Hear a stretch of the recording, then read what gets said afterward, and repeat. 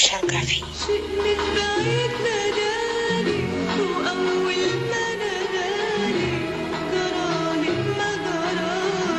خبر عاجل الآن وصل لنا، تناقلت مواقع التواصل الاجتماعي خبر اعتزال الفنانة شيرين. خبر صادم لمحبي الفنانة المصرية شيرين عبد الوهاب التي قررت نشر خبر اعتزالها عن طريق الصحفي ربيع هنيدي رئيس قسم الفن في مجلة زهرة الخليج.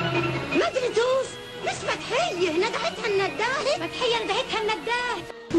مش بإيدي يابا ومش بإيدي يابا. بجد القرار ده وجع لي قلبي. انا بقول لشيرين اوعي ترجعي عن قرارك. طب ليه؟ ما انا هشرح فندم. جاي جاي يعني بس عايزه الاقي منطق بقى. ما انا لا في منطق جدا. في منطق. انا مريم ومامي زعلانه عشان انا سالتها تقعد معايا سنه وانتوا كلكم بتفتكروا حاجه تانية. قالت لك بناتي محتاجيني، امي محتاجاني، انا خلاص هقعد جنب دول.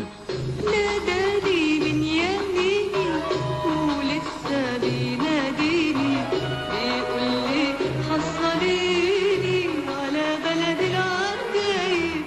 والله قلت مرة لشيرين، قلت لها شيرين اسمع مني وتحجبي، قالت لي ان شاء الله والله يا فضل انا هشتغل على الموضوع وهتحجب وان شاء الله ربنا يهديني. انا سمعت هذا انه في علاقة عاطفية بأحد الأشخاص وصدمها. شيرين تعرضت لضربة عاطفية قاضية منذ 2 3 أشهر. ترى إن الولد خلي بيها ولا جاش.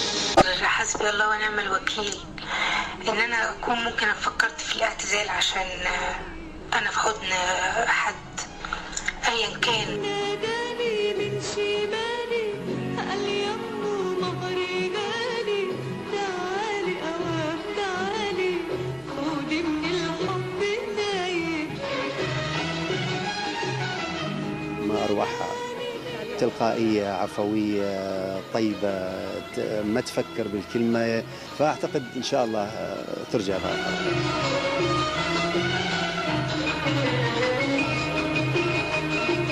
وكأن مصر أصبحت عقيمة، يعني بنشوف مصر اللي كانت بتنجب عمالقة. ام كلثوم يا سيدي بعد 52 بعد الضباط الأحرار قرروا ان الست دي غنت للملك ما تطلعش تغني.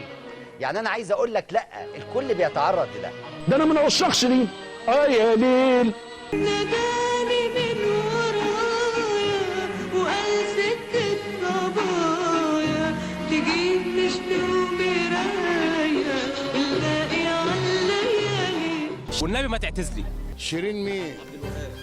الله يرحمه ابوها.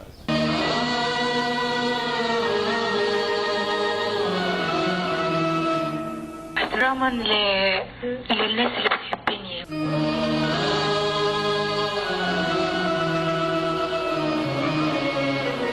واحتراما للجمهور الكبير العريض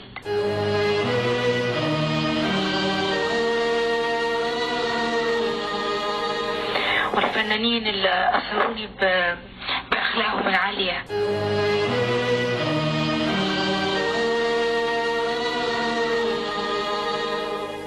تراجعت عن قراري عشانهم.